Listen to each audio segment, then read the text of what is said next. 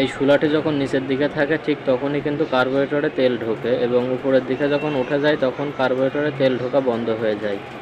কার্বোরেটরে কিন্তু ঠিক এভাবেই কাজ করে এবং কার্বোরেটরের ভেতরে যখন অতিরিক্ত ময়লা পড়ে তখনই কিন্তু কার্বোরেটরটি ওভারফ্লো করে। দেখতে পাচ্ছেন কার্বোরেটরের ভিতরে অতিরিক্ত ময়লা পড়ার কারণে কার্বোরেটরটি ওভারফ্লো করতো এবং ট্যাঙ্কির নিচে একটু অংশ থাকে তেলের চাবির সাথে, যেটার ভিতরে ময়লা জমলেও কিন্তু অনেক সময় কার্বোরেটরে ময়লায় লোড হয়ে যায় এবং তেল ওভারফ্লো করে। এই সমস্যা যদি হয়ে থাকে প্রথমেই আপনার বাইকের কার্বোরেটরটি সুন্দর মতো পরিষ্কার করে নিতে হবে।